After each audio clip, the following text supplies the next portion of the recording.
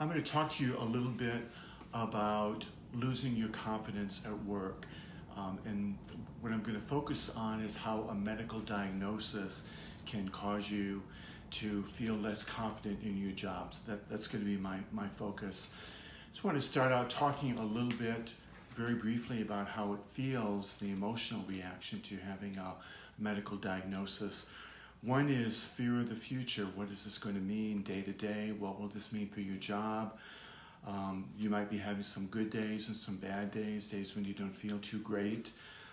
You may be feeling some concern about pushing yourself too hard, which may cause you to not try to work for a promotion that maybe you're ready to work towards. So again, a medical diagnosis can really have an impact on your self-confidence.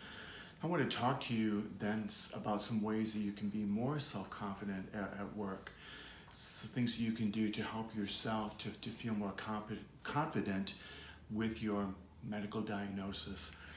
The first thing I always encourage clients to do is to accept that life is going to be different. When you're fighting your diagnosis, then you're just causing yourself more stress.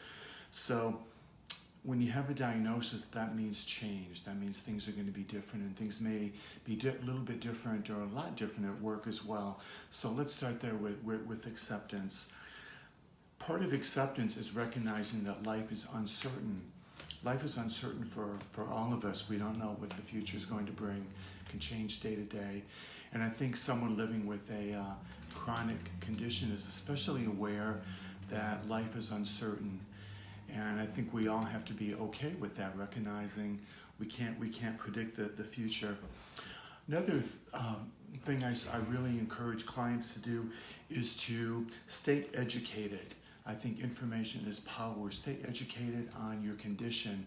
Know how to take care of yourself. Know what you need to do to feel at your best. Stay up with your medical regimen. Knowing how that can impact you, how that may have implications for work. So really be educated, be an expert in your condition. I often encourage clients to take their own inventory. And this is, I think, a great confidence builder. I encourage clients, sit down, think about your strengths, make a list of your strengths, the skills that you have, the accomplishments. This is your foundation, and when you're having a day when you don't feel so confident, pull that list out and review all of the strengths that you have. The other thing I would suggest is to stay close to your network.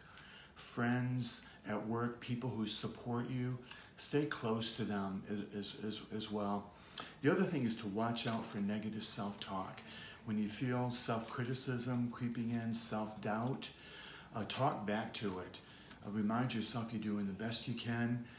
You've got a lot of challenges, and that you have what it takes to move forward in your future. So again, talk back to the self-criticism. Have an open dialogue with your manager. It doesn't mean that you have to tell your manager the details of your medical condition. That's up to you. But have an open dialogue with your manager. How am I doing?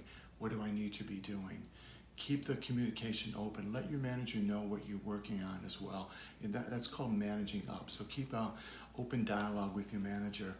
So a couple more things. One is always know your rights. And I'm not saying be ready to do battle, but talk to your HR department. Know what your rights are in terms of when you need to take days off, if you need to take time off for treatment. Again, know the rights, and you may also want to be aware of the rights you have in your state as well, in terms of chronic condition and illness related to your job. The last thing I would suggest is always have a plan B. Know what you need to do to protect your income. Keep your network open outside of your job as well. Know that if things went south here at work for some reason, I know what I would do, what my next step would be. So those are just some ideas to help you to maintain your confidence at work. Thanks for listening.